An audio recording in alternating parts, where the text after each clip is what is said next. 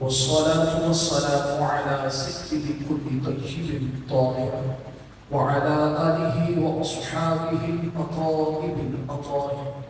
أما بعد فأعوذ بالله من الشيطان الرجيم. بسم الله الرحمن الرحيم.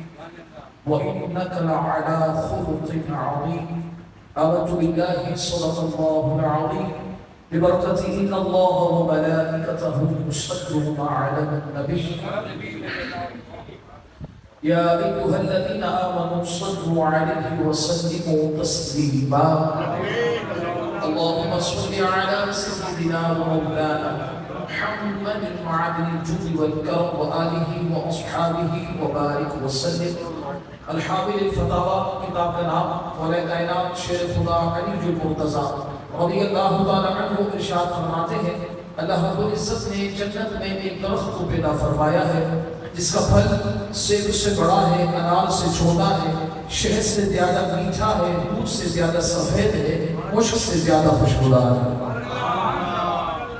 ایک کام کریں سارے مسکراتے ہوئے سبحان اللہ کی آمد کے ایام چل رہے ہیں اور پھر اتنی مقدس رات ہے کہ اس سے پاک کی محفل ہے اور اس بھی اس عظیم شخصیت کا ہے جو سید السادات ہیں، فخر السادات ہیں، پیر طریقت راہبر شریعت منبع رشد و ہدایت ہے، حضور حضرت قبلہ پیر سید ارشاد علی شاہ بابو رحمۃ اللہ تعالی علیہ کے مبارک اس کے ایام چل رہے ہیں۔ پھر بھی ایسی افسردگی تو نہیں ہونی چاہیے، چہرے پر مسکراہٹ ہونی چاہیے۔ بندہ بھکاری بن کر آیا ہے، خوش ہو کر آئے اور اتنا مطمئن ہو کر آئے کہ بھکاری آیا ضرور ہے، خالی جھولی لے کر آیا ہے، لیکن جب یہاں سے اٹھے گا نہ جھولی خالی ہوگی نہ مرادیں خالی ہوگی، بلکہ جھولیاں بھی بھر جائیں گی اور مرادیں بھی مل جائیں گی۔ میں پھر یہ ہمارا ہدایت آپ کے سامنے پڑھتا ہوں۔ مولا کائنات شیر خدا رضی اللہ تعالیٰ عنہ ارشاد فرماتے ہیں اللہ رب العزت نے جنت میں درخت پیدا فرمایا ہے جس کا پھل سیب سے بڑا ہے، انار سے چھوٹا ہے، شہد سے زیادہ میٹھا ہے، دودھ سے زیادہ سفید ہے، مشک سے زیادہ خوشبودار ہے۔ اب یہ پھل ملے گا کسے؟ کھائے گا کون؟ مولا کائنات شیر خدا رضی اللہ تعالیٰ عنہ ارشاد فرماتے ہیں لا يأكل إلا من أكثر من صلاة على محمد صلی اللہ علیہ وسلم۔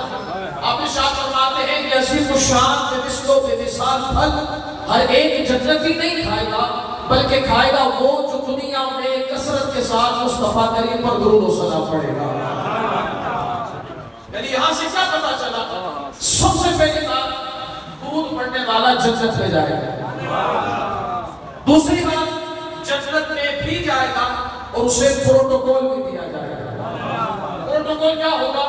کیسے جنت کی وہ نعمت کھلائی جائے گی جو کسی اور کو نہیں کھلائی جائے گی۔ پھر کیا ارادہ ہے؟ آج نیت نہ کر لیں انشاءاللہ کثرت کے ساتھ کوشش پڑھیں گے۔ چلیں پھر ابھی سے آغاز کرتے ہیں۔ کم سے کم اتنی آواز ہونی چاہیے کہ یہاں سے گزرنے والے اور اڑوس پڑوس میں رہنے والے سب کو پتہ چل جائے کہ اس مبارک آستانے پر آنے والا بچہ ہو یا بڑا دنیا کا دیوانہ نہیں، مصطفیٰ کریم کا دیوانہ ہے۔ بڑے بابا سے بلند الصلاة والسلام علیک یا رسول اللہ، الصلاة والسلام علیک یا حبیب اللہ، الصلاة والسلام علیک یا خاتم النبیین وعلى آلك وأصحابك يا رحمة للعالمين۔ مولاي صل وسلم دائما أبدا على حبيبك خير الخلق كلهم، هو الحبيب الذي ترجى شفاعته لكل حول من الأحوال مقتهب، يا أكرم الخلق ما لمن ألوذ به سواك عند حلول الحادث العظم، یا صدیق یا عمر یا عثمان یا حیدر دفع شرق الخیرون یا شبیر یا شبر لخمسة تطفي بها حرب الوباء الحاطمة المصطفى والمرتضى وابناهما والفاطمة قاطعا ومن سر ساما مدد قبلہ دی مدد کعبہ امامت گنج بخش فیض عالم مظہر نور خدا ناقصہ پیر کامل رہنما، وہ جو نہ تھے تو کچھ نہ تھا، وہ جو نہ ہو تو کچھ نہ ہو، جان ہے وہ جہان کی، جان ہے تو جہان ہے۔ اللہ کی حمد و ثنا نبی کریم صلی اللہ تعالی علیہ وآلہ وصحبہ وبارک وسلم کے بارگاہ مقدسہ میں ہدیہ درود و سلام پیش کرنے کے بعد گرامی قدر سامعین کی ذی احتشام، السلام علیکم ورحمۃ اللہ وبرکاتہ۔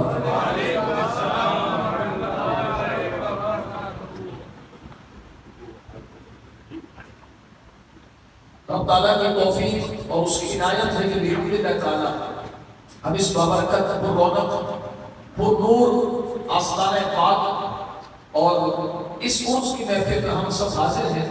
دعا ہے اللہ رب العزت ہم سب کو آج کے اس دن کی اور اس محفل مقدسہ کی خوب برکتیں حاصل کرنے کی توفیق عطا فرمائے۔ بحمد اللہ تعالیٰ رب کی توفیق اور عنایت ہے کہ حضور سید السادات فخر السادات حضرت اللہ پیر سید صادق علی شاہ باپو دولا دامت ظلہ العالی بحمد اللہ تعالیٰ تشریف فرما ہے، اور ہم سارے یہاں پر ان سے دعائیں لینے کے لیے حاضر ہوئے ہیں۔ دعا کریں اللہ رب العزت قبلہ شاہ صاحب کے علم و عمل میں، فضل و کمال میں اور آپ کے عروج میں خوب برکتیں عطا فرمائے۔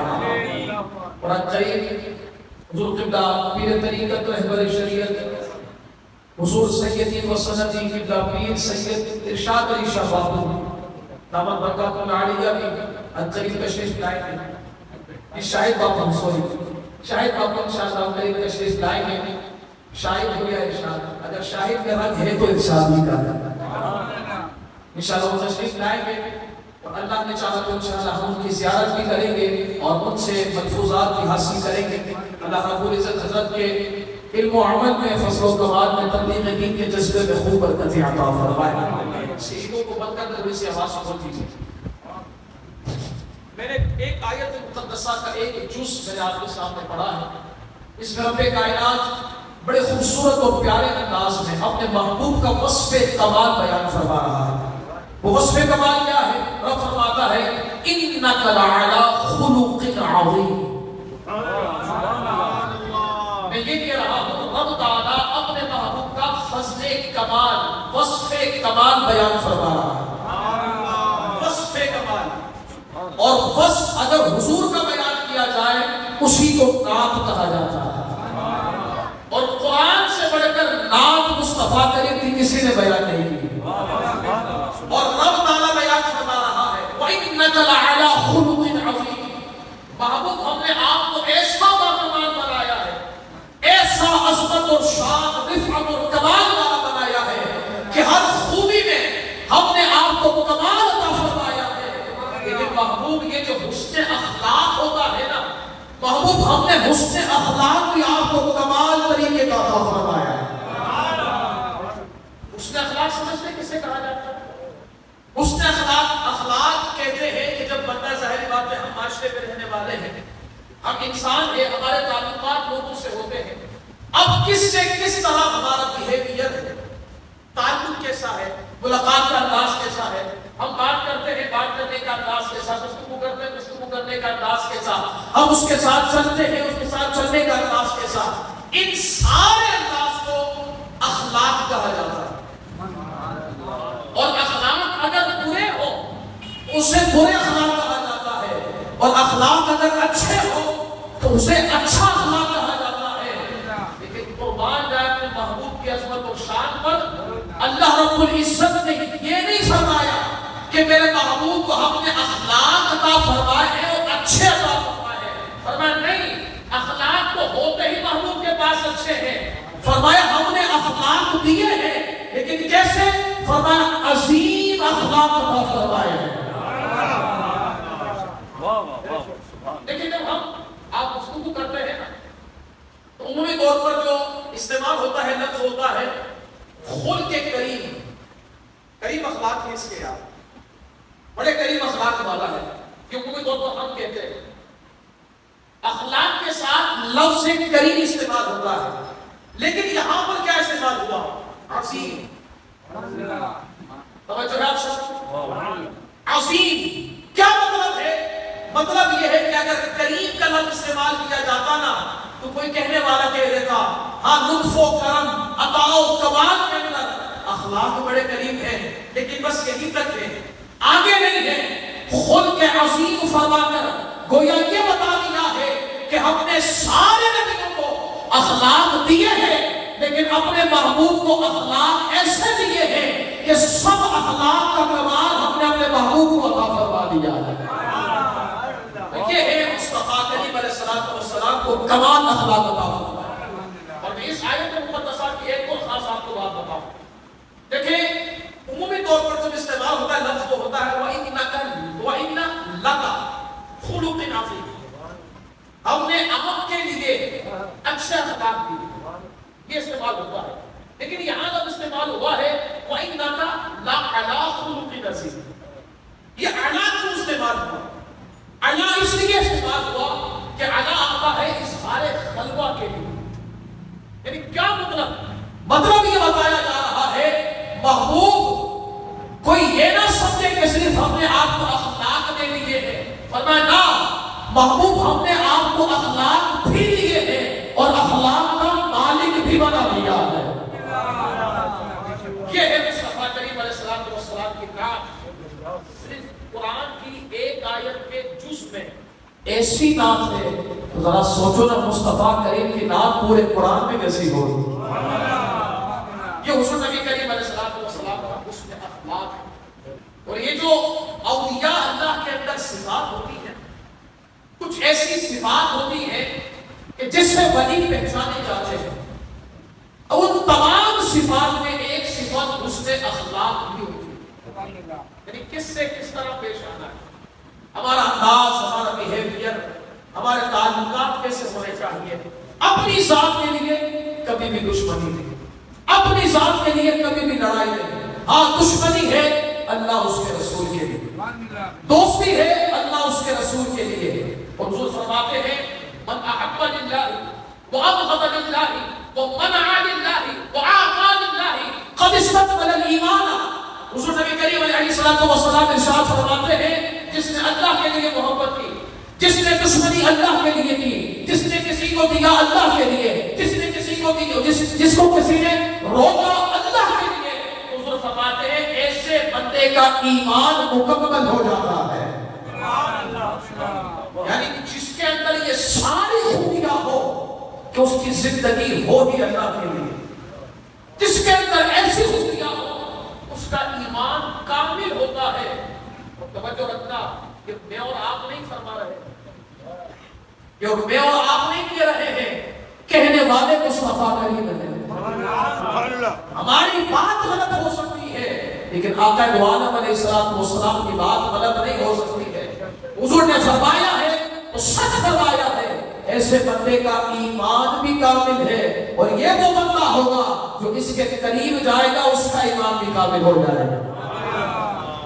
میں ایک مثال آپ کو دیتا ہوں، حضرت سیدنا بھائی اسد بستامی رحمۃ اللہ تعالی، آپ سنا ہے بھائی اسد بستامی رحمۃ اللہ تعالی، ولایت میں اس عروج اور ستارے کا نام ہے کہ جس سے بڑے بڑے اولیاء نے فیض حاصل کیا۔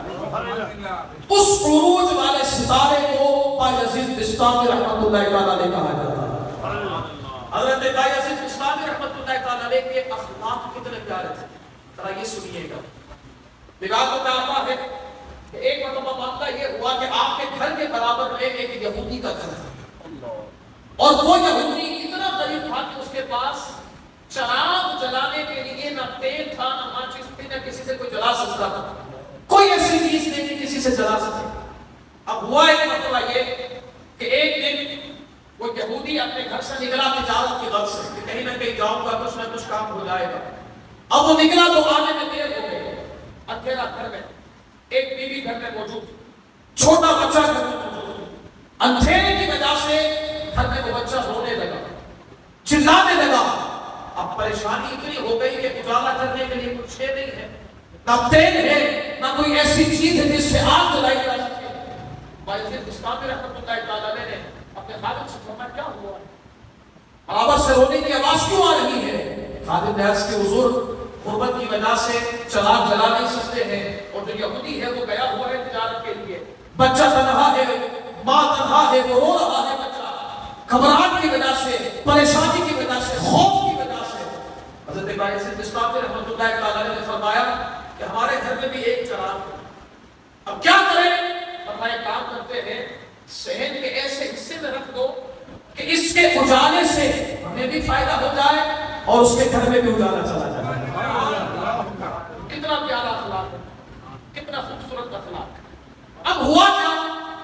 جیسے ہی صحن میں رکھا گیا، اس روشنی کی وجہ سے بچے کے اندر سے خوف جاتا رہا، سکون پیدا ہو گیا۔ ایک رات گزری، دوسری رات آئی، پھر یہ عمل کیا گیا، تیسری رات آئی، پھر یہ عمل کیا گیا، چوتھی رات آئی، پھر یہ عمل کیا گیا، حتیٰ کہ وہ یہودی پلٹ کر آیا۔ جیسے ہی وہ پلٹ کر آیا، اس نے پوچھا بتاؤ کیا رہا، کیسے معاملات رہے؟ اب اس عورت نے سارے معاملات بتائے، وہ تو ہمیں چھوڑ کر چلے گئے، پیچھے کچھ بچا نہیں تھا، بچہ رو رہا تھا، لیکن نہ جانے پڑوس میں کون رہتا ہے، پڑوس میں کون رہتا ہے، اتنا کمال کا شخص ہے، اتنا خوبصورت بندہ ہے کہ یہ روز رات کو چراغ جلا دیا کرتا تھا، ابھی اندھیرا ہوتا نہیں تھا چراغ جلا دیا کرتا تھا، اس کی روشنی سے میرے گھر میں چراغ کی روشنی آ جاتی تھی اور اس روشنی سے میرا بچہ روتا نہیں تھا، تم تو چھوڑ کر چلے گئے تھے، یہ بڑا خیال رکھتا تھا، آگر پوچھا بھی نہیں، کچھ مانگا بھی نہیں، طلب بھی نہیں کیا، لیکن روز بڑا خیال رکھتا تھا۔ اس کے دل میں خیال آیا، یہودی کے دل میں، یار سنا تو تھا مصطفیٰ کریم علیہ السلام کے غلام کے اخلاق بڑے اچھے ہوتے ہیں، سنا تو تھا، دیکھا نہیں تھا، آج دیکھ لیا ہے۔ وہ گھر سے نکلا، اپنی بیوی کو ہاتھ میں لیا، اپنے بچے کو اٹھایا، حضرت بائزید بسطامی کے گھر کے پاس آتا ہے، دروازے کو کھٹکھٹاتا ہے اور کھٹکھٹا کر کہتا ہے بائزید بسطامی پتہ نہیں تم کون ہو، لیکن پتہ چل گیا ہے جس نبی کے ماننے والے ہو وہ نبی سچا ہے، اب دیر نہ کرو، جلدی سے کلمہ پڑھاؤ، مجھے بھی اس نبی کا غلام بنا دو۔ کیا چیز بنی ایمان لانے کے لیے، کیا چیز بنی وہ اخلاق۔ آج ہمیں یہاں رک کر اس بات کو سوچنا اور غور کرنا ہے، میرے اخلاق کیسے ہیں؟ غیر مسلم دیکھ کر کلمہ پڑھنا، میرے اخلاق ایسے ہیں کہ گناہگار ہو تو نیکوکار بن جائے، میرے اخلاق ایسے ہیں کہ اگر ہم کسی اور ملک میں جائیں تو وہ دیکھ کر کہے واہ، اگر مصطفیٰ کریم کا غلام ایسا ہے تو مصطفیٰ کریم ایسے ہو گے۔ میرے اخلاق کیسے ہیں؟ ہمارے اخلاق کیسے ہیں؟ صرف ایک نمونہ آپ کے سامنے پیش کرتا ہوں۔ ہمارے اخلاق کیسے ہیں؟ کہیں سے گزر رہے ہیں، بائک چلا رہے ہیں، ایک بڑی اسپیڈ کے ساتھ بائک آیا اور ہمیں کراس مار کر چلا گیا، وہ تو چلا گیا، ہماری زبان پر کیا جاری اس کے لیے دعا جاری ہوگا، ہم سب جانتے ہیں وہ کیا جائے گا، زبان سے لغویات ہم پک رہے ہوتے ہیں اور اتفاقاً وہ بائک کی ٹکر ہماری گاڑی سے ہو جائے، پھر ہم اپنا اصلی روپ دکھاتے ہیں، اپنے خاندان کے بارے میں بتاتے ہیں، کیونکہ جب بندہ بولتا ہے اس کے خاندان کی پتہ چلتا ہے، اس کی زبان خاندان کے پتہ بتاتی ہے، جب وہ بولتا ہے پتہ چلتا ہے کہ پیچھے بیک گراؤنڈ کیسا ہے، اگر وہ باادب ہے تو دیکھنے والے سننے والے کہتے ہیں اچھے گھرانے کا ہے، اور جب زبان سے لغویات نکلتی ہے تو پھر گھر بندہ کیا کہتا ہے یہ آپ سب جانتے ہیں۔ اب کیا ہوتا ہے جیسے ہی وہ ٹکر مار کر چلا جائے، تجھے کیا پتا میں کون، تجھے ایسی سبق سکھاؤں گا، تو ہم سارا اپنا زور دکھا، یہ تو میں بڑے شریفانہ الفاظ استعمال کر رہا ہوں، ابھی کیا ہوتا ہے یہ ہم سب کو پتا، لیکن یہاں پر ہمیں غور کرنا ہے، انداز ایسا نہیں ہونا چاہیے کہ اگر وہ غلطی سے ٹکر مار کر چلا جائے ہم مسکرا کر کہیں کہ اللہ کے لیے معاف، آپ ایمانداری سے بتائیں، اگر آپ اس کو مسکرا کر کہیں گے کہ اللہ کے لیے معاف کیا، وہ گلے لگ کر بھی نہیں کہے گا کہ یار غلطی میری تھی، ایسا ہے یا نہیں؟ اپنے اخلاق کو درست کرنا چاہیے یا نہیں کرنا چاہیے؟ پھر ہم کہتے ہیں انشاءاللہ اخلاق درست کریں گے، لیکن اس آسان سے ہر دفعہ کوئی نہ کوئی خیرات ملتی ہے، اس دفعہ آج یہ خیرات لے کر جانی ہے، مال تو ملے گا، اس کی پریشانی نہیں، احمد وہ پیسے جو فائدہ اٹھانا رہے ہوتی ہے سر یہ کوئی مسئلہ نہیں، مال ملے گا، ہم تو ہیں اس بات والے ہم تو ہیں سیکٹوں والے، ہمیں تو ملتا ان کے در سے ٹکڑا ہے اور وہی ٹکڑا ہم بھی کھاتے ہیں، ہمارے گھر والے بھی کھاتے ہیں الحمدللہ، اور ہم فخر سے کہتے ہیں الحمدللہ۔ لیکن یہاں سے تربیت کا ایک سبق ہمیں لے کر جانا ہے، اور وہ کیا ہے؟ حسن اخلاق، اخلاق اچھا ہونا چاہیے۔ اور سنیں اخلاق کی قیمت کتنی ہے، یہ تو ہم کو سمجھتے نہیں ہے، اخلاق کی قیمت کتنی ہے۔ سنیے گا حضور جان عالم نبی کریم علیہ الصلوۃ والسلام ارشاد فرماتے ہیں میزان پر جب حساب و کتاب ہوگا، جب اعمال تولے جا رہے ہوں گے، ایک ایک عمل کی بڑی وہاں پر قدر ہوگی، ایک ایک عمل کی بڑی قیمت ہوگی۔ لیکن حضور فرماتے ہیں اس میزان پر، اس پلڑے پر اگر کوئی سب سے زیادہ وزن والا عمل ہوگا وہ ہے حسن اخلاق۔ نماز ہو، روزہ ہو، حج ہو، زکات ہو، لیکن بندے کی زبان غلط ہو، ہدایت میں آتا ہے بڑے بڑے اعمال لے کر آئے گا، لیکن اللہ رب العزت کی بارگاہ میں کھڑا ہوگا، ایک بندہ آ کر شکایت کرے گا مولا اس نے میرے ساتھ برا کیا، کہا جائے گا اپنے اعمال میں مفہوم بتا رہا، ایک آنے کا اس نے میرے ساتھ پر کوئی کی ہے، بس زبانی کی ہے، کہا جائے گا دے لے مار، دوسرا آ کر کہے گا اس نے بس زبانی کی ہے، کہا جائے گا مار دے، ایک ایک کر کے سارا مال کو لے کر چلے جائیں گے، ایک اور بندہ آئے گا کہے گا اس نے میرے ساتھ بس زبانی کی ہے، کہ اب اعمال میں یہ کیا کیا جائے، کہا جائے گا اپنے گناہ سے سزا، نیکیوں کا پہاڑ لے کر آیا، لیکن زبان کی غلطی نے اس کے ساتھ کیا معاملہ، حسن اخلاق نہ ہونے کی بنیاد پر اس کے ساتھ کیا معاملہ، کیا ہوا اس کے بعد؟ پھر وہ سارے گناہ لے کر جہنم میں داخل ہوتا ہے۔ کہاں گئے نیکی، کہاں گئے اعمال؟ اعمال سب کرنے ہیں، یہ میں یہ نہیں کہہ رہا کہ نیکیاں نہیں کرنی ہیں، بغیر نماز پڑھے حسن اخلاق بھی کام نہیں آنا ہے، بغیر فرض روزہ رکھے حسن اخلاق بھی کام نہیں آنا ہے، یہ سارے عمل ہو جائیں اور پھر حسن اخلاق ہونا، حضور فرماتے ہیں کمال یہ ہے کہ وہ حسن اخلاق اعمال کے وزن پر سب سے زیادہ ہوگا، یہ حسن اخلاق۔ اور فرماتے ہیں جو فحش گوئی کرتا ہے اور جو بد زبانی کرتا ہے، فرمایا یہ بات اللہ رب العزت کو ناپسند ہے۔ ہمیں خود غور کرنا ہے ہم کیا کریں، ہماری زبان پر اللہ یعوذ باللہ اگر گالیاں ہیں، گالیاں فحش گوئی کہلاتی ہیں، اور پھر کسی مسلمان کو گالی دینا، حضور نبی کریم علیہ السلام فرماتے ہیں کہ جس نے کسی مسلمان کو قتل کیا اس نے کفر کیا، وَسِبَابُ الْمُسْلِمِ فِسْقٌ، اور قال علیہ السلام جو فرماتے ہیں اور مسلمان کو گالی دینا یہ فاسق بنا دیتا ہے۔ اللہ، فاسق سمجھتے کون؟ فاسق بندہ وہ ہوتا ہے نہ جس کی گواہی قبول ہے اور نہ جو مصلی پر کھڑا ہو کر نماز پڑھا سکتا ہے۔ ایک مسلمان کو گالی دینے والے کے ساتھ یہ معاملہ ہے، ہم کہاں کھڑے ہیں، کیا کر رہے ہیں؟ چلتے پھرتے منہ پر گالی، فون اٹھانے میں کس نے دیر کر دی تو اس سے گالی، آنے میں دیر کر دی تو اس سے گالی، ہم دوستوں سے سوال جواب بعد میں کرتے ہیں، گالی نہ پہلے دے، کیا خاص ہمارا درست ہے، کہ ہماری لینگویج درست ہے؟ نہ، زندگی کا پتہ نہیں ہے کہ آج نیت کر کے جائیں گے انشاءاللہ ہم اپنی زبان کو پاک کریں گے۔ آئے میں ایک اور بات آگے کرتا ہوں، حضور نبی کریم علیہ السلام ارشاد فرماتے ہیں اکمل الایمان مؤمن، اکمل المؤمنین ایمانا واحسنهم خلقا، حضور نبی کریم علیہ السلام فرماتے ہیں مومن کا ایمان اس وقت کامل ہوتا ہے جب وہ اخلاق میں سب سے اچھا ہوتا ہے۔ ایمان کی کاملیت مشروط ہے حسن اخلاق پر، حسن اخلاق ہونا چاہیے۔ آپ نے کسی اللہ کے ولی کو دیکھا ہے، اپنے پیر کو کبھی دیکھا ہے کہ بد اخلاقی کی ہو؟ پیر سے اخلاق نہیں لینے چاہیے، پیر سے یہ نہیں لینا چاہیے، اچھے اخلاق ہونے چاہیے۔ یار میرے اخلاق اچھے ہوں گے نا معاشرہ بہتر ہوگا، اور میرے اخلاق برے ہوں گے کچھ بھی ہو جائے معاشرہ برا ہوگا۔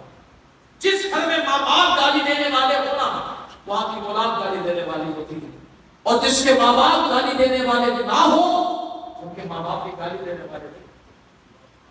جہاں پر آپ جناب سے گفتگو ہوتی ہو چھوٹے بڑوں سے، وہاں گھر میں آنے والا مہمان بھی ہونا وہ کہتا ہے واہ کیا تربیت ہے، واہ کیا تربیت ہے، اور جہاں گالم گلوچ ہو وہ کہتا ہے کیا تربیت، یوں کر کے کیا تربیت ہے۔ تو ہمیں واہ کیا تربیت والا بننا ہے، کیا تربیت والا بنے گے انشاءاللہ۔ میں حضور نبی کریم علیہ الصلوۃ والسلام کے اس نے اخلاق کی مثال آپ کو دیتا ہوں۔ کاروباری حضرات موجود ہیں نا، سنیے گا توجہ کے ساتھ۔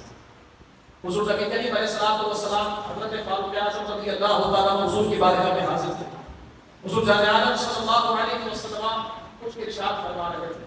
اتنے میں ایک شخص حضور کی بارگاہ میں آیا، آپ سب کی توجہ چاہیے۔ ایک شخص حضور کی بارگاہ میں آیا اور آ کر حضور نبی کریم علیہ الصلوۃ والسلام کی بارگاہ میں آ کر یہ کہتا ہے، انداز دیکھیے گا تکلم کا انداز، وہ کہتا ہے اے محمد صلی اللہ علیہ وسلم، مسلمان نہیں تھا، اے محمد صلی اللہ علیہ وسلم، ہمارا آپ کا کچھ سودا ہوا تھا اور آپ نے کہا تھا کہ فلاں فلاں دن آ کر تم کھجوریں لے جانا، آپ نے ابھی تک کھجوریں نہیں لی۔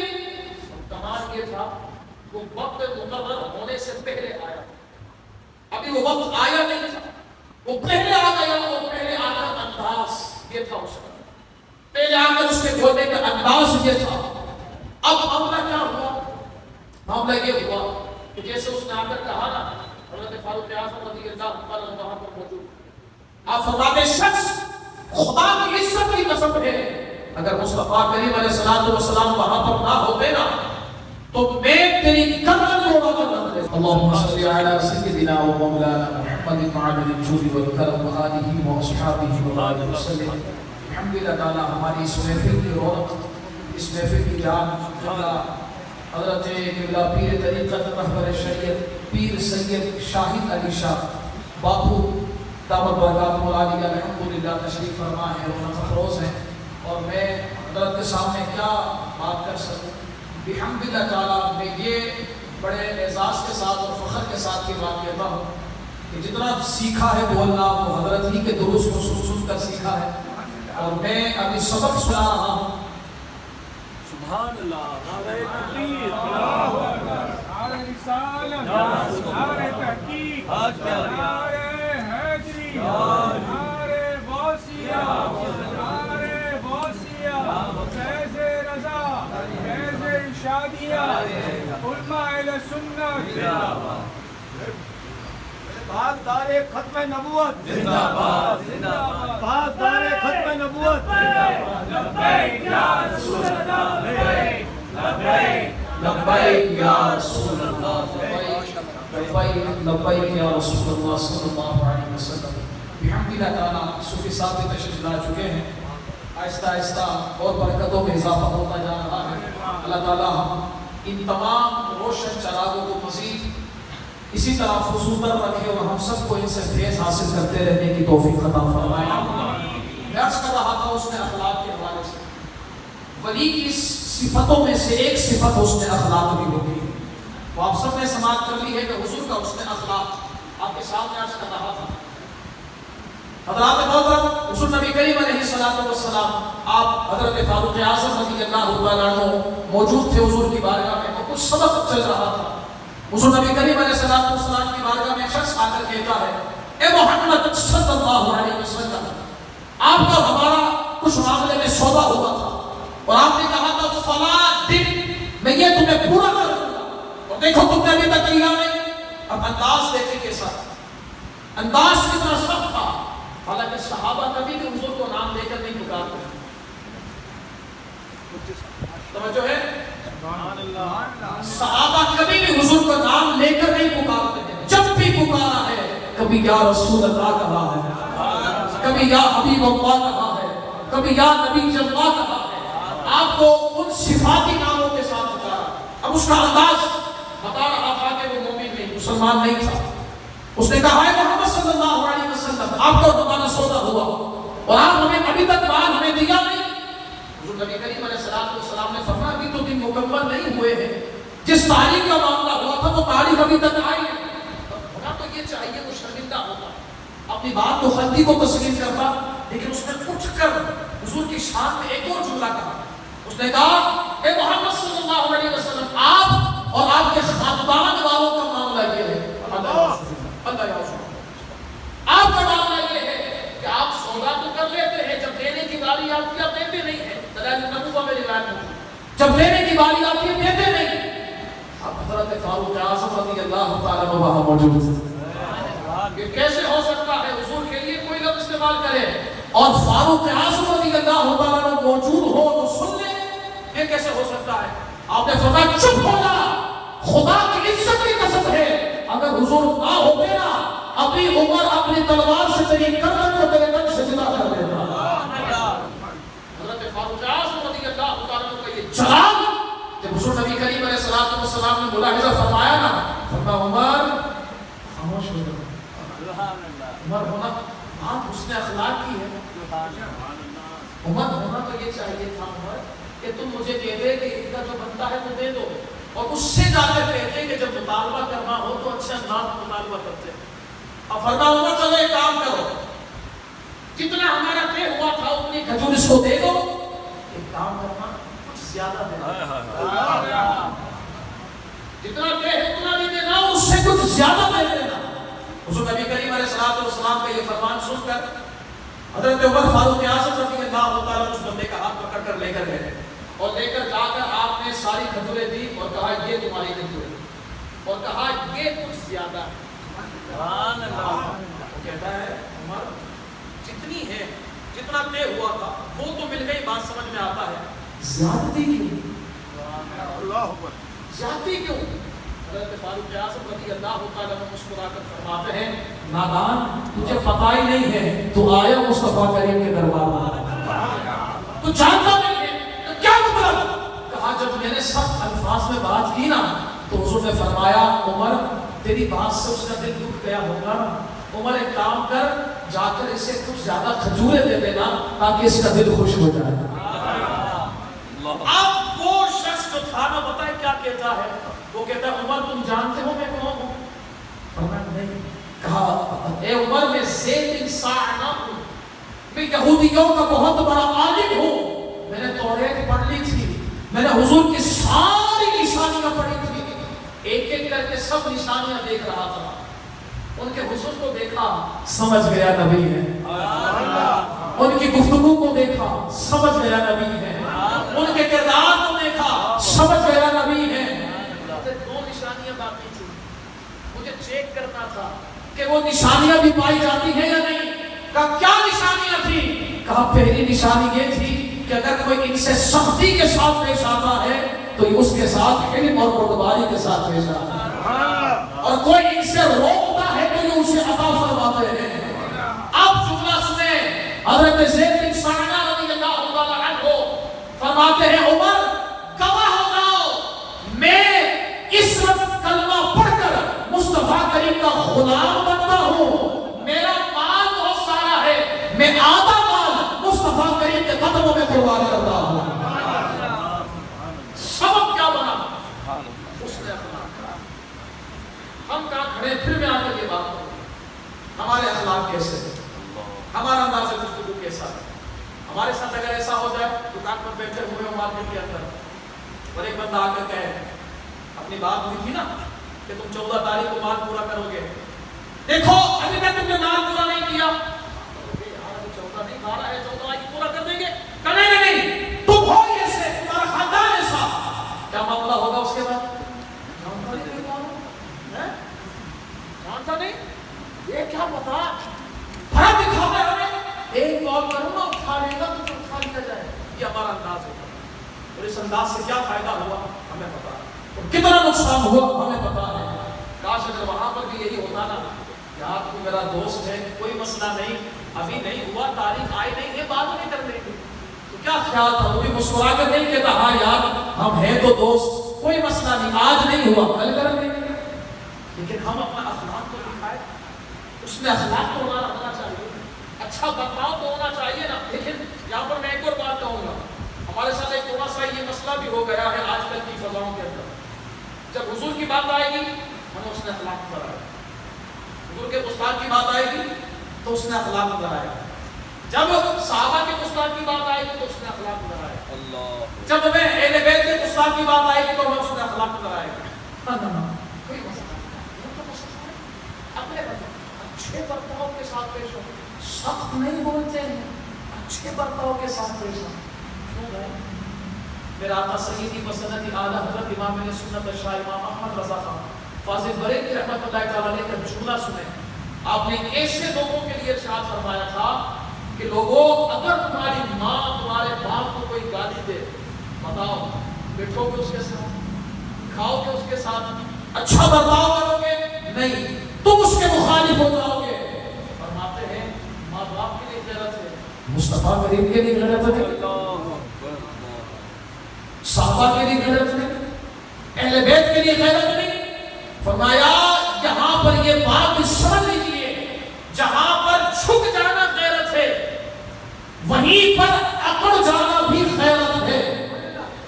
جھک جانا اپنی ذات کے لیے اور مصطفیٰ کریم کے گستاخ کی آنکھوں میں آنکھیں ڈال کر بات کرنا, یہ بھی حسن اخلاق ہے, یہ بھی حسن اخلاق ہے.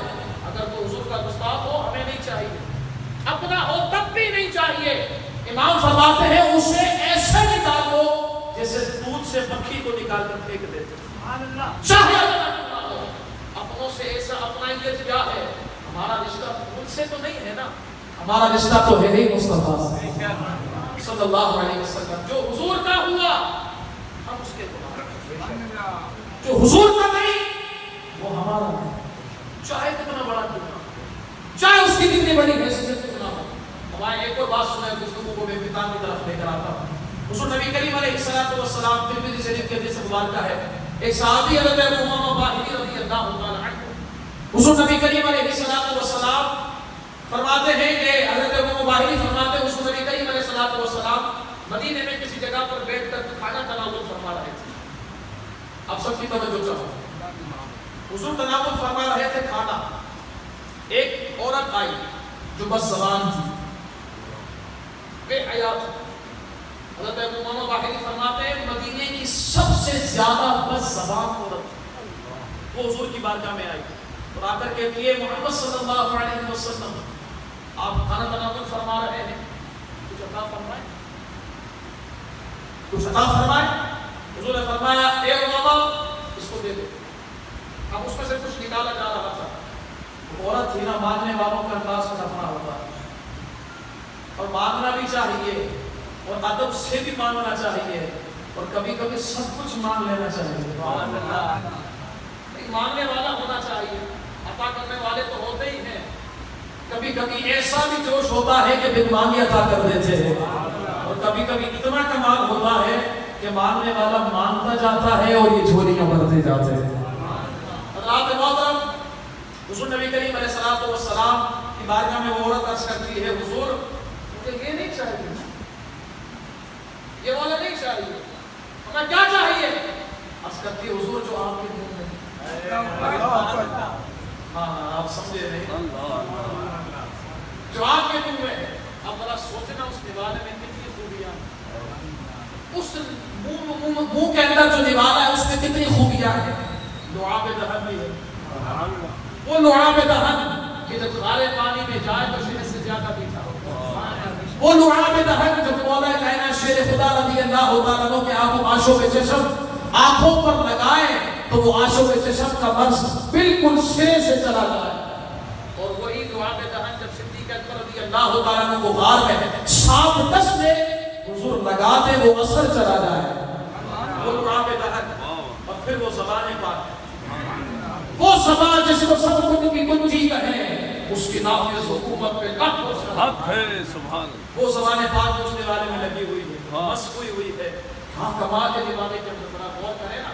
اللہ اکبر, حضور نبی کریم علیہ السلام نے عطا فرمایا. سبحان اللہ. اب جملہ سنے آگے قریب ہو کر.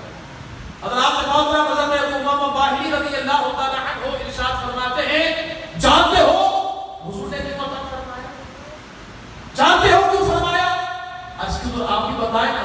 فرمایا اس لیے کہ حضور کی عادت ہی نہیں تھی مانگنے والا مانگے اور حضور عطا فرمائے. حضور کی عادت ہی نہیں تھی, حضور سے جب بھی جو بھی مانگا جاتا حضور عطا فرما دے. میرے امام نے جبھی فرمایا نا کہا کیا جود و کرم ہے شہ وفا تیرا, نہیں سنتا ہی نہیں مانگنے والا تیرا. حضرات محترم حضرت عمر باہلی رضی اللہ عنہ فرماتے ہیں کہ عورت مدینے کی سب سے زیادہ زبان بے حیا عورت تھی, لیکن جب حضور کا وہ نوابہ کھایا فرماتے ہیں خدا کی عزت کی قسم ہے وہ عورت وہ نوابہ کھانے کے بعد مدینے کی سب سے زیادہ با حیا عورت بن گئی تھی. مانگا کیا تھا؟ نوابہ عطا کیا گیا نوابہ, لیکن پھر کیا کمال ہوا کہ مانگنے سے بڑھ کر مل گیا. اسی پر میرے امام نے قلم اٹھایا, فرمایا میرے کریم سے کر قطرہ کسی نے, میرے کریم سے کر قطرہ کسی نے مانگا, دریا بہا دیے, دریا بہا دیے ہیں, در یعنی موتی, دریا بہا دیے ہیں, در بے بہا دیے, یہ دریا بھی بہا دیے ہیں اور موتی بھی اتنے دیے ہیں کہ شمار نہیں کیے جا سکتے. یہ حضور نبی کریم علیہ الصلوۃ والسلام کی عطا و کرم نوازی ہے. مانگا اتنا سا تھا, کمال کیا نوالا بھی عطا فرمایا, مقدر بھی جگا دیا. یہ حضور نبی کریم علیہ الصلوۃ والسلام کی کرم نوازی ہے.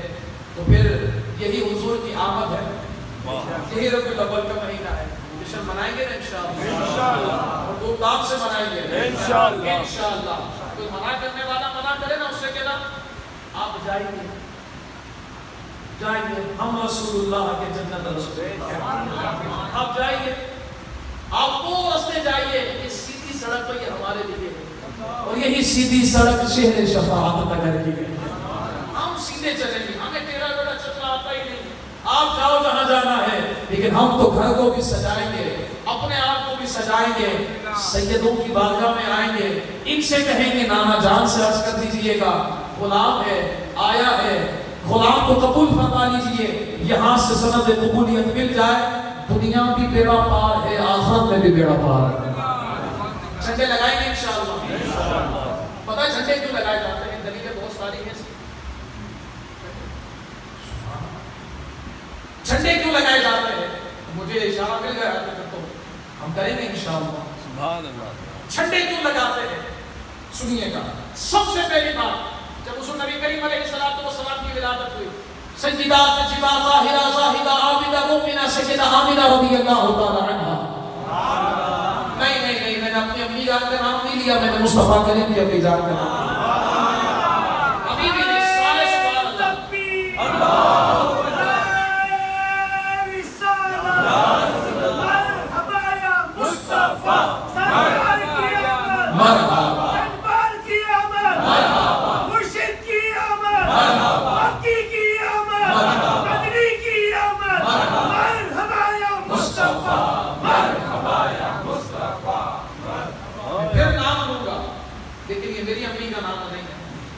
مصطفیٰ کریم کی امی جان کا نام ہے.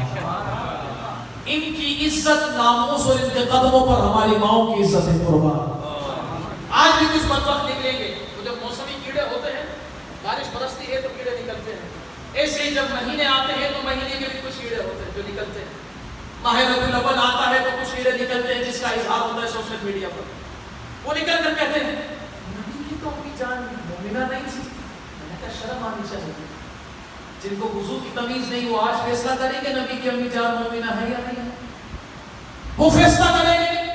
میں ان کے لیے بات کہتا ہوں, اگر نبی کی امی جان مومنہ نہیں تو تیری ماں بھی مومنہ نہیں ہے. کیوں؟ اس لیے کہ اگر ہمیں ایمان بھی ملا ہے تو صدقہ آمنہ کا ہے رضی اللہ تعالی عنہ. کہتے نہیں وہ حدیث مبارکہ مشکوٰۃ شریف کے اندر ہے, یہ دلیل دیتے ہیں نا, تو اس دلیل کا رد کر رہا ہوں, تھوڑے توجہ رکھیے گا اور سیکھیے گا. دلیل دیتے ہیں کہ مشکوٰۃ شریف کے اندر حدیث مبارکہ ہے, اس نبی کریم علیہ الصلوۃ والسلام نے اللہ رب العزت کی بارگاہ میں عرض کی کہ مولا مجھے اجازت دے کہ میں اپنی والدہ ماجدہ کے مزار شریف پر جا سکوں. اللہ نے فرمایا محبوب اجازت دیتا ہوں. حضور تشریف لے گئے. پھر جا کر کہا, پھر جا کر اللہ کی بارگاہ میں عرض کی مولا اجازت عطا فرما کہ میں ان کے لیے مغفرت کی دعا کروں. تب میں فرمایا محبوب میں نہیں دیتا. اب یہاں سے وہ کچھ کہتے ہیں کہ دیکھو اگر مومنہ ہوتی تو پھر دعا کہا جاتا کہ جو مغفرت کی دعا کے لیے نہیں کہا گیا، پتا چلا مومنہ نہیں. میں نے کہا فقیر انشاءاللہ الکریم ان سیدوں کا سب انشاءاللہ بتائے گا اسی روایت سے، اور اسی روایت سے ثابت کرے گا کہ سیدہ آمینہ مومنہ بھی ہے اور مواہب بھی ہے. دیکھیں کیسے قرآن میں اللہ رب العزت نے منع فرما دیا، محبوب کسی کافر کی قبر کے پاس آپ نہیں جائیں گے. توجہ ہے، کچھ پہنچ گئے ہیں. اللہ رب العزت نے اپنے محبوب کو فرمایا محبوب کافروں کی قبر کے پاس آپ نہیں جائیں گے. کیوں؟ اس لیے آپ صاحب رحمت ہیں، وہ عذاب ہیں. صحیح ہے. اور یہاں کیا ہو رہا ہے؟ حضور قبر سیدہ آمینہ کے پاس جا رہے ہیں. اگر قرآن کو مانے پتا چلا مومنہ ہے. اگر مومنہ نہ ہوتی قبر کے پاس جانے نہ دیا جاتا. قبر کے پاس جانے دیا ہے، پتا چلا مومنہ تھی. کہتے پھر مغفرت کی دعا کے لیے کیوں نہیں کہا گیا؟ اگر مغفرت کی دعا کے لیے نہیں کہا گیا تو پتا چلا. میں نے کہا تمہارا پتا کہاں سے چلتا ہے ہمیں پتا ہے، اور ہمارا پتا الحمدللہ مدینے کی گلیوں سے چلتا ہے. اب کہتے دیکھو پتا چلا مغفرت کی دعا کے لیے نہیں کہا گیا تو مومنہ نہیں. میں نے کہا ذرا رکیے، نماز جنازہ پڑھی جاتی ہے، بڑوں کی بھی ہوتی ہے، بچوں کی بھی ہوتی ہے، نابالغ لوگوں بچوں کی بھی ہوتی ہے. تو جب نابالغ بچوں کی نماز جنازہ پڑھی جاتی ہے تو اس میں دعا کی جاتی ہے، اور اس دعا میں مغفرت کی دعا نہیں ہوتی ہے. مغفرت کی دعا نہیں ہوتی ہے. کیوں؟ مومن نہیں ہے. مومن نہیں ہے، مغفرت کی دعا نہیں ہے تو کیا مومن نہیں ہے؟ کہتے نہیں آپ سمجھے نہیں. میں نے کہا سمجھائیں. کہتے دیکھیں یہاں یہ بات بتائی جا رہی ہے کہ ان سے تو گناہ ہی سرزد نہیں ہوا. سبحان اللہ. ان سے تو گناہ ہی سرزد نہیں ہوا تو پھر ان کے لیے مغفرت کی دعا کیسے؟ میں نے کہا پھر ہم بھی یہی کہتے ہیں کہ اگر وہاں مغفرت کی دعا کے لیے کہہ دیا جاتا نا تو تم میں سے کوئی یہی بکواس کرنے والا ایک بکواس کرتا کہ دیکھو بڑی گناہ گار تھی اس لیے مغفرت کی دعا کا کہا گیا. اللہ رب العزت نے فرمایا محبوب ماں آپ کی ہو، گناہ گارہ ہو، یہ کیسے ہو سکتا ہے؟ آپ دعا نہ مانگے اس لیے کہ وہ تو مومنہ ہے، اور جو مومن ہوگا تو انہیں مومن ہی مانے گا. حضرات محترم سیدہ طیبہ طاہرہ مومنہ سیدہ آمینہ رضی اللہ تعالی عنہا آپ ارشاد فرماتی ہیں کہ جب حضور نبی کریم علیہ السلام کی ولادت ہوئی تو میں نے دیکھا کہ 3 جھنڈے لائے گئے. ایک مشرق ایک مغرب، ایک مشرق ایک مغرب، ایک مشرق ایک مغرب. کیوں؟ توجہ ہے. مشرق اور مغرب کیوں؟ یہاں بتایا جا رہا ہے جہاں جھنڈا ہوتا ہے وہاں کیا نشانی ہے؟ یہ جھنڈا کہ یہ علاقہ ان کا ہے. علاقہ ان کا ہے. آج بھی اگر کہیں پر سرحدیں ہوں اور وہاں جنگ چھڑ جائے اور سرحد کے اس پار اگر کوئی جھنڈا نصب کر دے تو جھنڈا نصب کرنا کیا ہوتا ہے؟ بتانا ہوتا ہے کہ یہ علاقہ بھی ان کا ہے، جن کا جھنڈا ہے. اب یہاں جھنڈا لگایا گیا مشرق اور مغرب میں، اور جھنڈا لگا کر بتا دیا گیا سن لو مشرق سے لے کر مغرب تک، شمال سے لے کر جنوب تک ہم نے سب کا سب مصطفیٰ کریم کے قبضے میں عطا فرما دیا ہے. اور پھر خانہ کعبہ کی چھت پر جھنڈا لگایا گیا. خانہ کعبہ کی چھت پر جھنڈا کیوں؟ علماء تشریف فرما ہیں خانہ کعبہ کی بالکل سیدھ میں آسمان کی طرف بیت المعمور ہے. اور یہ بیت المعمور کیا ہے؟ خانہ کعبہ کی طرف رخ کر کے زمین والے اللہ کو سجدہ کرتے ہیں. بیت المعمور وہ ہے کہ فرشتے آسمان والے بیت المعمور کی طرف رخ کر کے اللہ کو سجدہ کرتے ہیں. تو یہ جھنڈا خانہ کعبہ کی چھت پر اس لیے لگایا گیا تاکہ بتا دیا جائے کہ زمین سے لے کر آسمان تک سب کا سب ہم نے مصطفیٰ کریم کے قبضے میں دے دیا ہے. اب جسے چاہے جتنا چاہے مصطفیٰ کریم عطا فرمائے، ہم نے ان کو مالک بنا دیا ہے. تو پھر ہم یہ نہ کہیں کہ جہاں بانی عطا کر دے بھری جنت ہبا کر دے، نبی مختار کل ہے جس کو جو چاہے عطا کرے. اللہ محترم پہلی دلیل جھنڈے کی. ولادت ہوئی اور مشرق سے لے کر مغرب تک جھنڈے لگائے گئے. پہلی دلیل کہ ہم جھنڈا لگا کر حضرت جبرائیل امین علیہ السلام کی سنت کو زندہ کرتے ہیں. سبحان اللہ. توجہ رکھیں یہاں پر, توجہ, واہ واہ واہ. توجہ رکھیں یہاں پر. اب جب ہم جھنڈا کیوں لگاتے ہیں, اس کی عقلی دلیل میں آپ کو دینا چاہتا ہوں. توجہ ہے تو دوں. حضرات محترم, جھنڈا ہے علامت, نشانی, سمجھے آپ, نشانی. اب یہاں بہت سارے گھر ہیں, مجھے نہیں پتا کون سا کس کا ہے, لیکن اگر کسی کی چھت پر کسی تنظیم کا جھنڈا لگا ہوا, میں دیکھ کر کیا کہوں گا, اندر کون رہتا ہے مجھے نہیں پتا, جھنڈا بتا رہا ہے اس کا تعلق اس تنظیم سے ہے, واہ واہ. اس کا تعلق اس تنظیم سے ہے. کچھ پہنچے, اس کا تعلق اس تنظیم سے. کیا بات ہے. ہم جھنڈا کیوں لگاتے ہیں, سنیں اور سمجھ میں آئے تو پھر سبحان اللہ بھی ایسی ہونی چاہیے. ہم جھنڈا کیوں لگاتے ہیں, میں نے کہا ہم جھنڈا اس لیے لگاتے ہیں کہ گھر کے اوپر جھنڈا نصب ہو, لگا ہوا ہو, دیکھنے والا آ کر دیکھ کر کہے اندر کون رہتا ہے مجھے نہیں پتا, جھنڈا بتا رہا ہے کہ یہ رہنے والا مصطفیٰ کریم کا غلام ہے.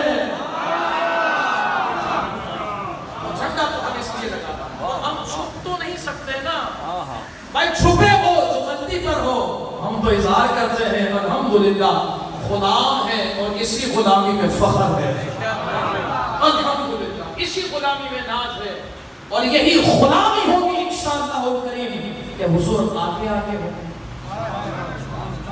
پیچھے ہم ہوں, اور ایسی جنت میں جا رہے ہیں, اور انشاءاللہ جنت میں بھی جائیں گے, حضور کا دیدار بھی کریں گے, اور وہاں پر بھی حضور کی نعتیں سنائیں گے, نعتیں پڑھیں گے, انہی کے قصیدے پڑھیں گے, اور پڑھ پڑھ کر یہ کہیں گے دنیا میں تو کہا تھا زمین و زمان تمہارے لیے, آج جنت میں کہتے ہیں زمین و زمان تمہارے لیے, مکین و مکان تمہارے لیے, چنین و چنا تمہارے لیے, ہم آئے یہاں تمہارے لیے, اٹھے بھی وہاں تمہارے لیے. حضرات محترم, حضور سے محبت, حضور سے پیار, حضور سے عشق ہوگا تو پھر کمال ہوگا. بے شک. اور عشق کی وجہ ایک یہ بھی ہے کہ وہ ہمارے آقا ہیں, اور عشق کی وجہ یہ بھی ہے کہ انہوں نے ہمیں ہر جگہ پر یاد رکھا, خدا کی قسم ہر جگہ پر یاد رکھا. ولادت ہوئی, ولادت ہوتے ہی سجدے, اور سجدے میں حضور کچھ فرما رہے تھے, سنا گیا تو کیا تھا, امت امت امت. حضور نبی کریم علیہ السلام نے نبوت کا اعلان فرمایا, ساری رات آپ کی آپ فرماتے ہیں, پاؤں متبرک ہو جاتے, ورم زدہ پاؤں ہو جاتے. سیدہ پاک سیدہ عائشہ صدیقہ رضی اللہ تعالی عنہا عرض کرتے, حضور کرم فرمائیں, پاؤں متبرک ہو گئے, کرم فرمائیں. حضور فرماتے, عائشہ کیا میں اپنی امت کو بخشواتا نہ چاہتا. معراج پر گئے, معراج معمولی جگہ, معراج پر تشریف لے گئے, رب کا دیدار ہے, اس رب کے دیدار ہونے کے وقت بھی حضور نے کسے یاد رکھا, آئے ہائے. ترمذی شریف کے اندر روایت ہے, حضور نبی کریم علیہ السلام کو رب نے فرمایا, محبوب ہم آپ کو 3 دعاؤں کا اختیار عطا فرماتے ہیں. ویسے تو حضور کی ہر دعا قبول ہے, تو ہاتھ اٹھائیں یا نہ اٹھائیں, زبان سے فرما دے وہ قبول ہو جاتا ہے. لیکن یہ خاص دعائیں جس کے بارے میں کہا جا رہا ہے, محبوب ہم نے آپ کو اختیار دیا, آپ مانگے آپ کو عطا کیا جائے گا. سنیے سنیے توجہ کے ساتھ, ہمیں اگر کوئی یہاں کا وڈیرا کہہ دے کہ آ گئے ہو نا تو تمہیں اختیار ہے جو چاہو گے, ہم کیا کریں گے؟ جو مانگ رہا ہے مانگ لو, ہم کیا مانگیں گے؟ اپنے لیے, اپنے گھر والوں کے لیے, اپنے دوست احباب کے لیے, بس نا.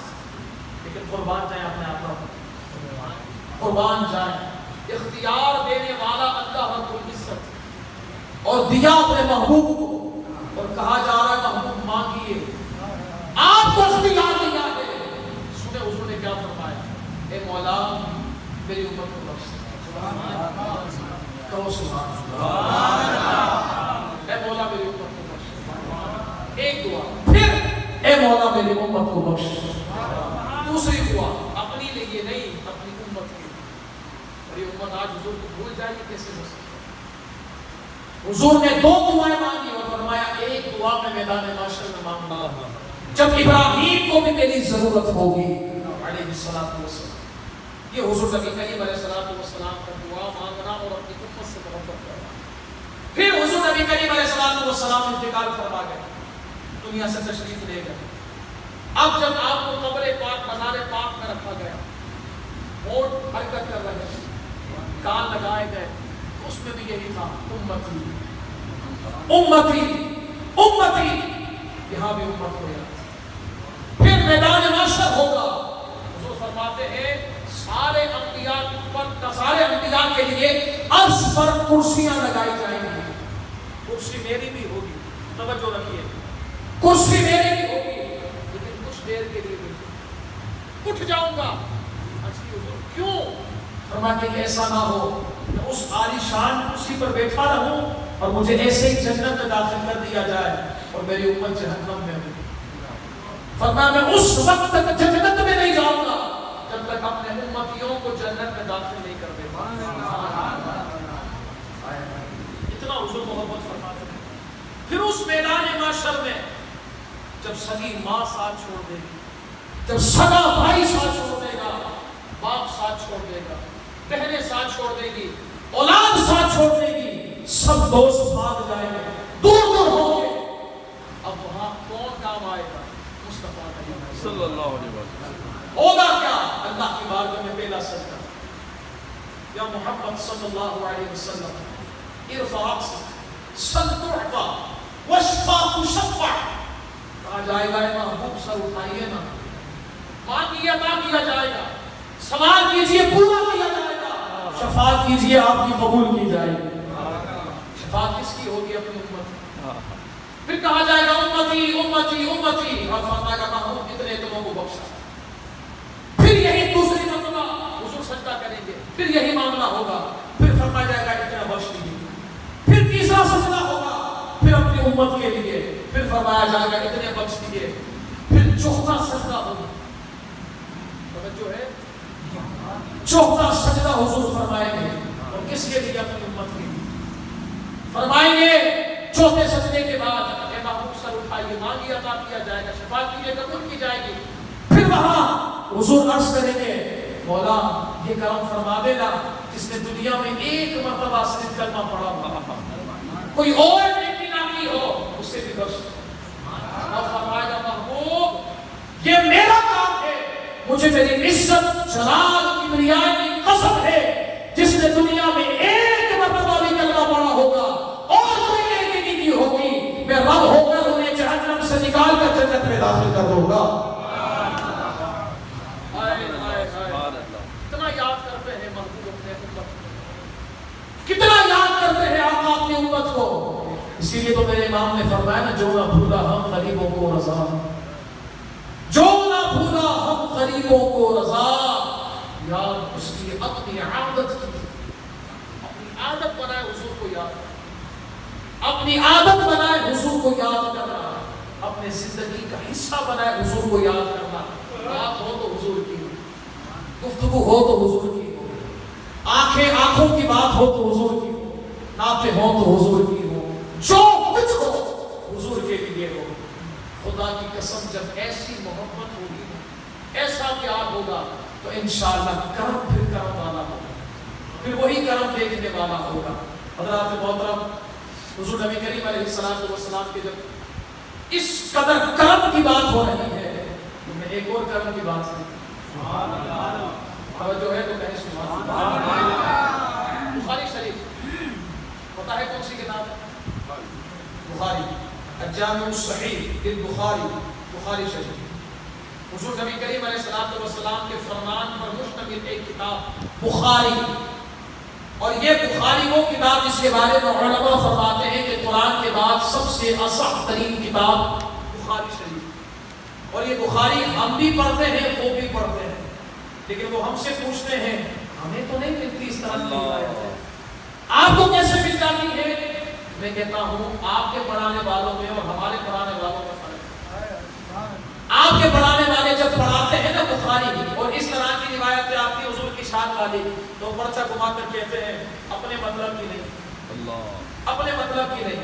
اور جب ہمارے استاد پڑھاتے ہیں نا بخاری شریف, صوفی صاحب جیسی شخصیات جب بخاری شریف پڑھاتی ہیں تو ہمیں پڑھاتی ہے تو یہی کہتی ہے کہ یہی صفحہ بولو، آج تو بخاری پڑھنے کا مزہ آئے گا۔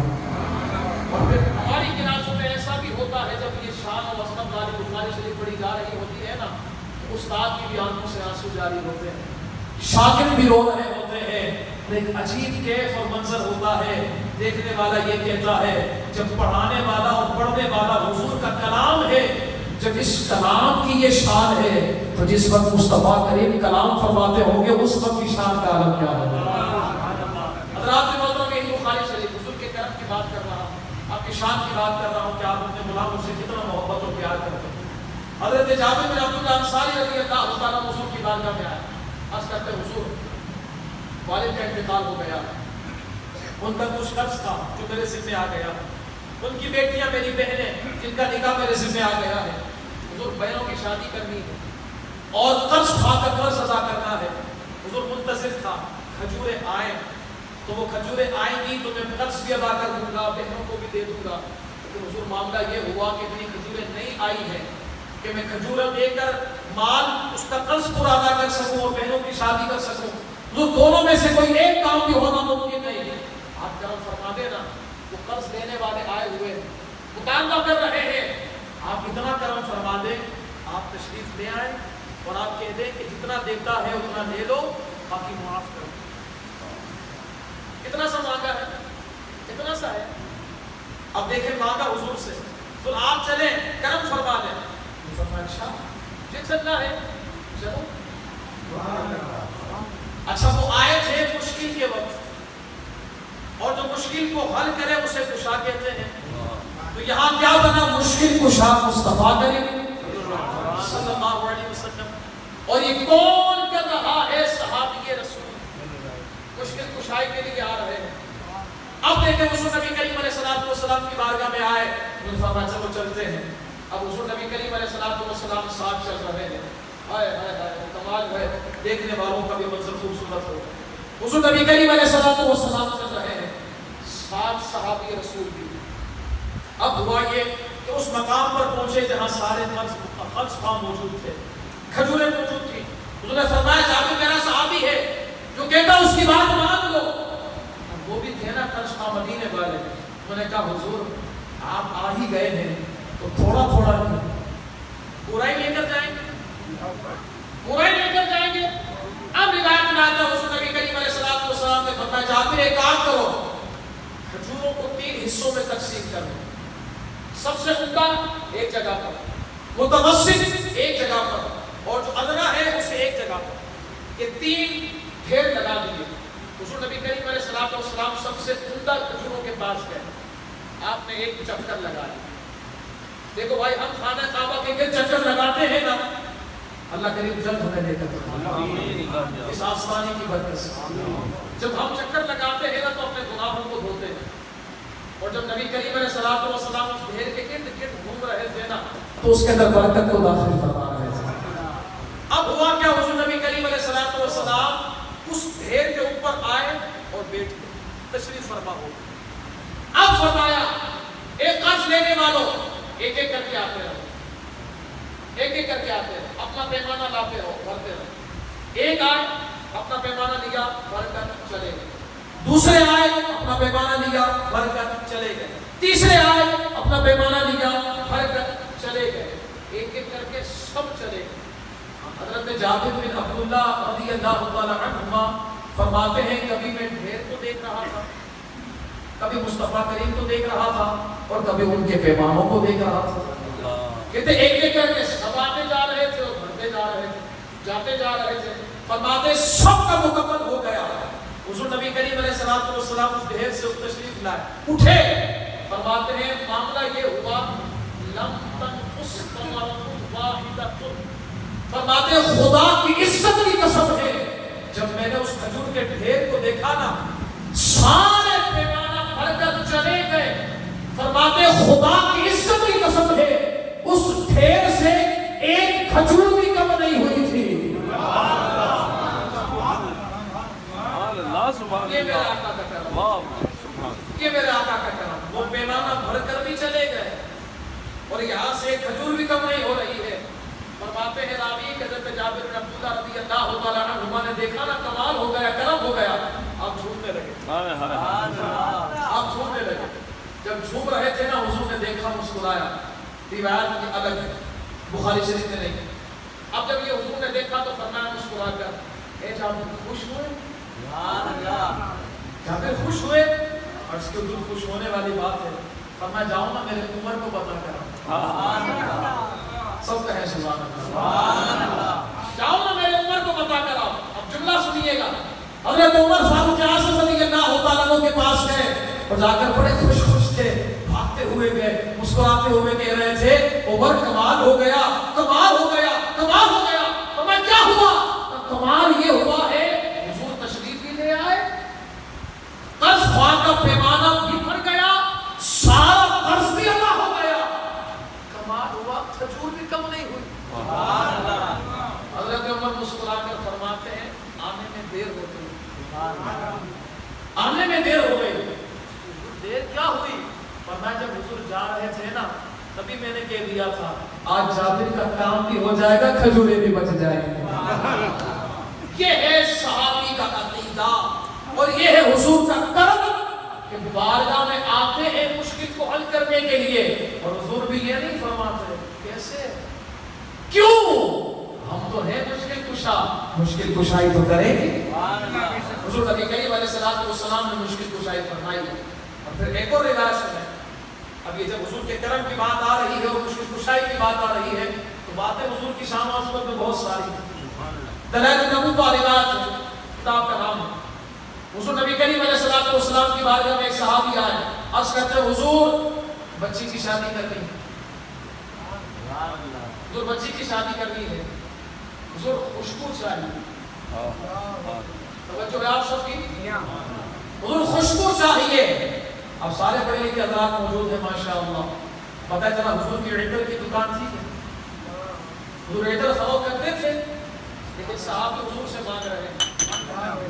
کوئی ہم مانگ کر بتا رہے ہیں لوگوں خوشبو ہو یا جنت کسی اور طرح سے نہیں ملے گی، گلے مصطفیٰ ہی سے ملے گی. حضرات محترم خوشبو حضور نبی کریم علیہ الصلوۃ والسلام کی بارگاہ میں آئے، مانگی. حضور نے یہ نہیں فرمایا مجھ سے کیا مانگ رہے ہو اور مجھ سے کیوں مانگ رہے ہو، اب خدا سے لے لو کہیں نہیں جائے گی. اب حضور کو عطا فرمانے والے ہیں. اب روایت میں آتا ہے حضور نبی کریم علیہ الصلوۃ والسلام نے فرمایا ڈبیا لائے ہو اس میں خوشبو دو. اس کو ڈبیا تو نہیں لا سکتا، فرمایا جاؤ لے کر آؤ. اب وہ ڈبیا لے کر آئے. جب ڈبیا لے کر آئے تو حضور کے نور والے پیارے پیارے جسم پاک پر تازہ تازہ چمکتے ہوئے موتیوں کی طرح پسینہ چمک رہا تھا. حضور نبی کریم علیہ الصلوۃ والسلام نے اپنے نور والے پیاری پیاری انگلی مبارک، ہم تشبیہ نہیں دے سکتے اپنی انگلیوں سے، ہماری انگلیاں گندی ہیں، وہ نور والی ہیں. وہ ایسی انگلیاں ہیں کہ اگر چاند کی طرف بھی اشارہ کرے تو چاند دو ٹکڑے ہو جاتے ہیں. اس انگلی سے حضور نبی کریم علیہ الصلوۃ والسلام نے چمکتے ہوئے موتیوں کی طرح پسینہ لیا، ڈبیا میں ڈالا، ڈبیا کو بند کیا، صحابی کو عطا فرمایا. نہیں آپ سمجھے نہیں، صحابی مانگنے کیا آئے تھے؟ خوشبو. عطا کیا فرمائی؟ پسینہ. ابھی بھی لوگ سمجھتے ہیں تو ہم جیسے ہیں، ابھی بھی سمجھتے ہیں. چلے میں اگر وہ سمجھتے ہیں تو میں انہیں ایک پیغام دے رہا ہوں. ایک کام کرنا، جب بیگم نہا کر نکلے نا گھر میں اور تمہارے جسم پر پسینہ ہو، کسی اور جگہ کا نہیں، صرف پیشانی کا پسینہ لینا اور بیگم کے ہاتھ میں لگا دینا. تو بیگم جھاڑو اٹھا کر بتائے گی پگلے نبی نبی ہوتا ہے، بندہ بندہ ہوتا ہے. حضرات محترم پسینہ مصطفیٰ کریم علیہ الصلوۃ والسلام کا صحابی مانگنے آ رہے ہیں اور حضور خوشبو مانگنے آئے، حضور نے پسینہ عطا فرمایا. کمال کیا ہوا؟ صحابی نے یہ نہیں کہا حضور یہ کیا بات ہوئی، میں تو آپ سے خوشبو مانگنے آیا، آپ نے پسینہ عطا فرمایا. یہ نہیں، بلکہ حضور نبی کریم علیہ الصلوۃ والسلام کا وہ پسینہ لیا، چوما، آنکھوں سے لگایا، سینے سے لگایا اور جاتے ہوئے پیغام دے دیا پسینہ ہم جیسی بشر کا ہو بدبو والا ہوتا ہے، پسینہ مصطفیٰ کریم کا ہو خوشبو والا ہوتا ہے. حضرات محترم روایت میں آتا ہے حضور نبی کریم علیہ الصلوۃ والسلام نے پسینہ دیا اور فرمایا جب بچی کو ودا کرنا ہو پسینہ لینا، لگا دینا، ودا کر دینا. اب ہوا یہ وہ گھر لے کر گئے، بدائی کا وقت آیا، ڈبیا کو کھولا گیا۔ سبحان اللہ۔ ڈبیا میں کیا تھا؟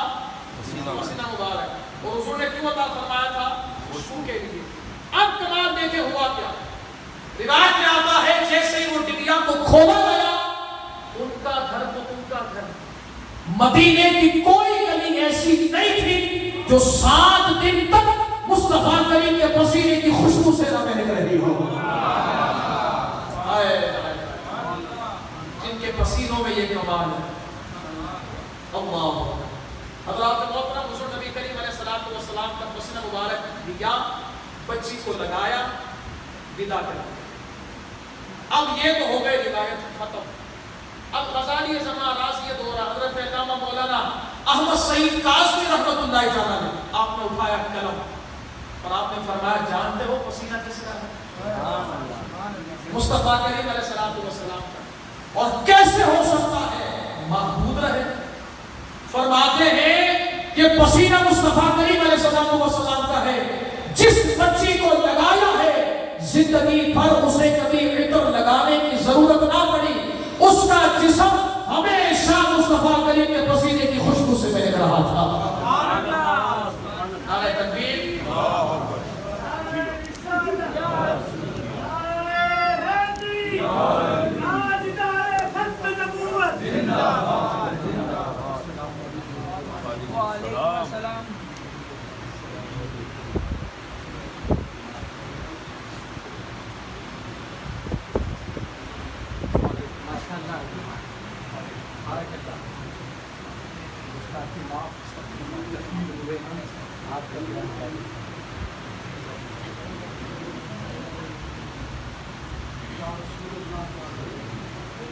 تشریف فرما گفتگو ختم اور انشاءاللہ وہ کریم قبلہ علامہ صاحب گفتگو فرمائیں گے، خطاب فرمائیں گے۔ توجہ یہاں پر رکھیں۔ اللهم صل على سيدنا ومولانا محمد وعلى الجود والكرم وآله وأصحابه وبارك وسلم۔ توجہ ہے، میں عرض کر رہا تھا غزالی زمان رازیت ہو رہا، حضرت علامہ مولانا پیر سید احمد سعید کاظمی رحمۃ اللہ تعالیٰ۔ سبحان اللہ۔ سارے سبحان اللہ۔ تو حضرت کے مرید بھی تشریف لا چکے ہیں۔ حضرات محترم، قبلہ غزالی زمان رحمۃ اللہ تعالیٰ علیہ ارشاد فرماتے ہیں پسینہ جسے حضور نے عطا فرمایا، پسینہ بھی تو حضور کا ہے نا، یہ کیسے ہو سکتا ہے کہ محبوب نے فرمایا جس بچی کو پسینہ لگایا ہے وہ بچی کو پھر زندگی بھر کبھی عطر کی ضرورت نہ پڑی، ان کا جسم مصطفیٰ کریم کے پسینے کی خوشبو سے مہکتا رہتا تھا۔ اور اگلا جملہ اس سے بڑا ہے، توجہ رکھیے گا، فرمایا اس سے بڑی بات یہ ہے کیونکہ عطا حضور کی ہے اور یہ محبوب کیسے ہو سکتی ہے؟ جسے حضور عطا فرمائے اور محبوب ہو، ممکن نہیں۔ فرمایا یہ بچی تو یہ بچی ہے، فرمایا قیامت تک اس کی نسل سے جتنی اولادیں پیدا ہوتی جائیں گی انہیں بھی کبھی عطر لگانے کی ضرورت نہیں پڑے گی، ان کا جسم بھی مصطفیٰ کریم کے پسینے کی خوشبو سے مہکتا رہے گا۔ یہ حضور کے پسینے کی برکت ہے۔ بس ایک بات کر کے گفتگو ختم۔ امیر ملت پیر جماعت علی شاہ سے آپ گئے مدینہ منورہ، حضور کی بارگاہ میں سلام پیش کر رہے تھے۔ اللہ کریم ان بڑوں کے صدقے جب ہمیں بھی حاضری عطا فرمائے۔ امیر ملت پیر جماعت علی شاہ صاحب مدینہ منورہ میں حضور کی بارگاہ میں سلام عرض کر رہے تھے۔ سلام عرض کر کے فارغ ہوئے، دھیری دھیری پیاری پیاری بہتی ہوئی خوشبو آئی۔ جب وہ خوشبو آئی نا تو میرے ملت پیر جماعت علی شاہ صاحب تلاش کر رہے تھے یہ خوشبو کہاں سے آ رہی ہے، خوشبو کہاں سے آ رہی ہے۔ یک دم نظر پڑی ایک نوجوان پر، آپ قریب گئے، پتہ چلا خوشبو اس کے جسم سے آ رہی ہے۔ ہاتھ پکڑا، لے کے گئے اور فرمایا ذرا یہ بتا عطر کون سی لگائی ہے، عطر کون سی لگائی ہے؟ عطر تو کوئی نہیں لگائی۔ فرمایا چلو نام بتاؤ، نام کون سا ہے؟ کون سا نام، کون سی عطر؟ فرمایا چلو بتاؤ کس نے دی؟ حضور خیریت ہے؟ فرمایا نواب انکل میرے مریدوں میں سے ہے، زمانے بھر کی ساری خوشبو میرے پاس لے کر آ چکا ہے، لیکن جو خوشبو تم نے لگائی ہے نا ایسی خوشبو کبھی سونگی نہیں ہے، بتا یہ خوشبو کہاں سے لی؟ کہتا کہتا حضور دی نہیں ہے، جادیوں کی طرف اشارہ کر کے کہتا ہے ان کی عطا ہے، ان کی عطا ہے۔ فرمایا ان کی عطا ہے، ان کو تو پردہ فرمائے 13.5 صدیاں گزر چکی، تجھے کیسے عطا فرمائی؟ تو بس کہتا حضور رہنے نہ دے، فرمایا حسنی سید ہوں، ایسے نہیں چھوڑوں گا جب تک بتائے گا نہیں۔ کہ حضور اگر آپ کی ضد ہے تو پھر میں آپ کو بتا ہی دیتا ہوں کہ آپ جیسے سچے سچے علماء سید سے سنا ہے کہ جسے حضور نے اپنا پسینہ عطا فرمایا تھا، پسینہ عطا فرمایا تھا، اس کی نسل سے جتنی اولادیں پیدا ہوتی جائیں گی انہیں کبھی عطر لگانے کی ضرورت نہیں پڑے گی۔ کہتا حضور کمال اپنا نہیں، میں اسی کی نسل سے ہوں، میں اسی کی نسل سے ہوں۔